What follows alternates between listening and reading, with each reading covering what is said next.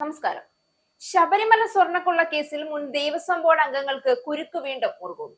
N വിജയകുമാറിനും K P ശങ്കരദാസിനുമെതിരെ കേസിലെ ഒന്നാം പ്രതിയായ ഉണ്ണികൃഷ്ണൻ പോറ്റിയുടെ മൊഴി ഭരണ സംവിധാനത്തെ വീണ്ടും ചോദ്യത്തിന്റെ നിഴലിലാക്കുകയാണ്. ബോർഡ് അറിഞ്ഞുകൊണ്ടാണ് എല്ലാം ചെയ്തതെന്നാണ് പോറ്റിയുടെ നിർണായക മൊഴി ഇപ്പോൾ പുറത്തു വന്നിരിക്കുന്നത്.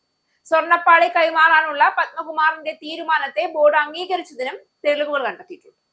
ഇരുവരെയും പ്രത്യേകം പ്രതി ചേർക്കാനാണ് SITയുടെ ഇനിയുള്ള നീക്കം. ഇവരെ ഉടൻ ചോദ്യം ചെയ്യലിനായി വിളിച്ചു വരുത്തും. തീർത്ഥാടന വിശ്വാസത്തിന്റെ പ്രതീകമായ ശബരിമല വീണ്ടും ഗുരുതരമായ ആരോപണങ്ങളുടെ നിഴലിൽ വീർപ്പുമുട്ടുകയാണ്.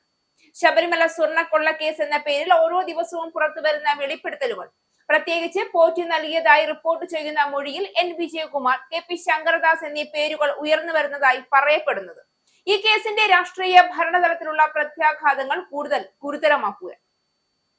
ഇതൊരു സാധാരണ കുറ്റകൃത്യ കേസല്ല. സംസ്ഥാനത്തിന്റെ ഭരണനീതിയെയും അന്വേഷണ സംവിധാനങ്ങളെയും വിശ്വാസ്യതയെയും പോലും ചോദ്യം ചെയ്യുന്ന സംഭവമായി മാറുകയാണ്. സ്മാർട്ട് ക്രിയേഷൻ CEO പങ്കജ് ഭണ്ഡാരിക്കും ബെല്ലാരിയിലെ റോദാം ജ്വല്ലറി ഉടമ ഗോവർദ്ധനും മുൻപേ ഉണ്ണികൃഷ്ണൻ പോറ്റിയെ ചോദ്യം ചെയ്തിരുന്നു. അപ്പോഴാണ് പത്മകുമാർ ഒറ്റയ്ക്കെടുത്ത തീരുമാനമായിരുന്നില്ല, മറിച്ച് ബോർഡ് അംഗങ്ങളായ കെ പി ശങ്കരദാസനും എൻ വിജയകുമാറിനും സ്വർണ്ണ കൈമാറ്റത്തെക്കുറിച്ച് ധാരണയുണ്ടായിരുന്നുവെന്ന് പോറ്റി മൊഴി നൽകിയത്. മൂവരും ചേർന്നെടുത്ത ദേവസ്വം ബോർഡിന്റെ തന്നെ തീരുമാനമാണ് തനിക്ക് പാളികൾ കൈമാറാനുള്ള തീരുമാനമെന്നാണ് ഉണ്ണികൃഷ്ണൻ പോറ്റിയുടെ മൊഴി. ഇക്കാര്യം പത്മകുമാറും നേരത്തെ മൊഴി നൽകിയിരുന്നു. താൻ ഒറ്റയ്ക്കല്ല തീരുമാനമെടുത്തതെന്നും അതൊരു കൂട്ടുത്തരവാദിത്വമാണ്, അതിൽ തന്നോടൊപ്പം ഉണ്ടായിരുന്ന മറ്റു 2 അംഗങ്ങൾക്കും പങ്കുണ്ട് എന്നും പത്മകുമാർ പറഞ്ഞിരുന്നു. ശബരിമല സ്വർണ്ണക്കൊള്ള കേസിലെ ഏറ്റവും നിർണായകമായ അറസ്റ്റായിരുന്നു പത്മകുമാറിന്റെ. അറസ്റ്റിലേക്ക് നയിച്ചത് ഉണ്ണികൃഷ്ണൻ പോറ്റിക്ക് പാളികൾ കൊടുത്തുവിടാനുള്ള തീരുമാനം എഴുതി ഒപ്പിട്ട ദേവസ്വം ബോർഡ് യോഗത്തിന്റെ മിനിറ്റ്സ് ആയിരുന്നു. ആ യോഗത്തിന്റെ മിനിറ്റ്സിൽ പത്മകുമാറിനൊപ്പം വിജയകുമാറും ശങ്കർദാസും ഒപ്പിട്ടിരുന്നു. എന്നാൽ അന്ന് തങ്ങൾ ഒപ്പിട്ടതിന് ശേഷം പത്മകുമാർ മിനിറ്റ്സ് തിരുത്തിയതാണെന്നായിരുന്നു ഇരുവരും ചോദ്യം ചെയ്യലിനിടെ പറഞ്ഞത്. ഇരുവരും ഇതിൽ എതിർപ്പറിയിച്ചതായും രേഖകളില്ല. ഇവരെ പ്രത്യേകം പ്രതി ചേർക്കാനാണ് SITയുടെ ഇനിയുള്ള നീക്കം. ഉടൻ ചോദ്യം ചെയ്യലിനായി വിളിച്ചു വരുന്നു. അതേസമയം പങ്കജ് ഭണ്ഡാരിക്കും ഗോവർദ്ധനുമായി SIT ഇന്ന് കസ്റ്റഡി അപേക്ഷ നൽകും. ദേവസ്വം ബോർഡിനെ ഗോവർദ്ധൻ 10 ലക്ഷം രൂപ നൽകിയതായും കണ്ടെത്തിയിട്ടുണ്ട്. പണം പോറ്റിയുടെ നിർദ്ദേശപ്രകാരം അന്നദാനം നടത്താനായിരുന്നുവെന്നും സ്വർണം വാങ്ങിയതിലുള്ള കുറ്റബോധത്തിലാണ് അന്നദാനം നടത്താൻ തീരുമാനിച്ചതെന്നും ഗോവർദ്ധൻ മൊഴി നൽകി കഴിഞ്ഞു. ശബരിമല വെറുമൊരു ആരാധനാലയമല്ല. കോടിക്കണക്കിന് ഭക്തരുടെ വിശ്വാസവും സമർപ്പണവും അവിടെ നിക്ഷിപ്തമാണ്. അത്തരമൊരു പുണ്യസ്ഥലത്ത് നടന്നുവെന്ന് ആരോപിക്കപ്പെടുന്ന സ്വർണ്ണക്കൊള്ള, അതിനൊപ്പം തന്നെ അന്വേഷണത്തെ ബാധിക്കുന്ന തരത്തിലുള്ള രാഷ്ട്രീയ ഇടപെടലുകൾ എന്ന സംശയങ്ങൾ, ഇവയെല്ലാം ചേർന്നാൽ ഭരണകൂടത്തിന്റെ ഉത്തരവാദിത്തം ഇരട്ടിയാകും. എന്നാൽ പിണറായി സർക്കാരിന്റെ സമീപനം ഈ ഗൗരവം തിരിച്ചറിഞ്ഞതാണോ എന്ന ചോദ്യമാണ് ഇന്ന് ഉയരുന്നത്. പോറ്റിയുടെ മൊഴി പുറത്തു വന്നതോടെ കേസിന്റെ ദിശ മാറുന്നു എന്നതാണ് സത്യം.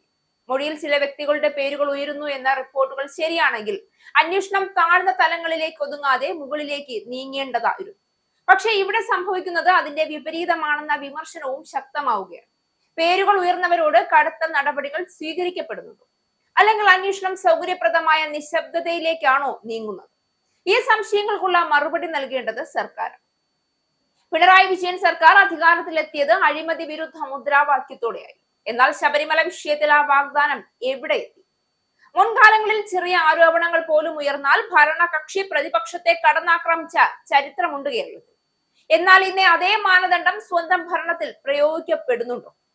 സ്വർണ്ണമോഷണം പോലുള്ള ഗൗരവകരമായ വിഷയത്തിൽ തുറന്നതും സുതാര്യവുമായ അന്വേഷണം നടത്താൻ സർക്കാർ തയ്യാറാണെന്ന് വ്യക്തമാക്കുന്ന നടപടികൾ എന്തുകൊണ്ട് കാണാനില്ല? ശബരിമല വിഷയത്തിൽ പിണറായി സർക്കാരിന്റെ മുൻകാല നിലപാടുകളും ഇപ്പോഴത്തെ മൗനവും തമ്മിലുള്ള വൈരുദ്ധ്യം ജനങ്ങൾ ശ്രദ്ധിക്കുന്നുണ്ട്. വിശ്വാസവുമായി ബന്ധപ്പെട്ട വിഷയങ്ങളിൽ നിയമം എന്ന പേരിൽ കടുത്ത നിലപാട് സ്വീകരിച്ച അതേ സർക്കാർ ഇപ്പോൾ വിശ്വാസത്തിന്റെ കേന്ദ്രത്തിൽ തന്നെ നടന്നുവെന്ന് ആരോപിക്കപ്പെടുന്ന മോഷണത്തിൽ എന്തുകൊണ്ട് ആ ദൃഢത കാണിക്കുന്നില്ല? ഈ ഇരട്ടത്താപ്പ്, ഇത് രാഷ്ട്രീയമായും ധാർമ്മികമായും ചോദ്യം ചെയ്യപ്പെടേണ്ടതാണ്. പ്രതിപക്ഷത്തിന്റെ ചോദ്യങ്ങൾക്കും പൊതുസമൂഹത്തിന്റെ ആശങ്കകൾക്കും മറുപടി നൽകാതെ അന്വേഷണം പുരോഗമിക്കുന്നു എന്ന പതിവ് വാചകത്തിൽ ഒതുക്കാനാകില്ല ഈ വിഷയം.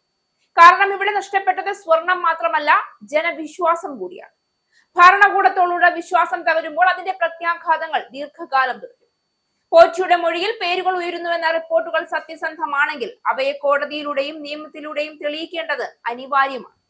എന്നാൽ അതേസമയം ഇതിനൊക്കെ കൃത്യമായ ഉത്തരം പൊതുജനസമക്ഷം പറയാനുള്ള പൂർണ്ണ ഉത്തരവാദിത്വം സർക്കാരിനുമുണ്ട്. കുറ്റക്കാരെന്ന് തെളിയുന്നവർ ആരായാലും അത് ശിക്ഷിക്കപ്പെടണം. അത് ഭരണകക്ഷിയിലോ ഉദ്യോഗസ്ഥരിലോ രാഷ്ട്രീയ ബന്ധമുള്ളവരിലോ ആയിക്കൊള്ളട്ടെ. പിണറായി സർക്കാർ ഈ പരീക്ഷയിൽ പരാജയപ്പെടുന്നെങ്കിൽ ശബരിമല സ്വർണ്ണക്കൊള്ള കേസ് അഴിമതിയും അധികാര ദുരുപയോഗവും പ്രതീകമാക്കിയ മറ്റൊരു അധ്യായമായി ചരിത്രത്തിൽ രേഖപ്പെടും. ജനാധിപത്യത്തിൽ അതിന് വില കൊടുക്കേണ്ടി വരും. അത് തിരഞ്ഞെടുപ്പുകളിലും പൊതുചിന്തയിലും.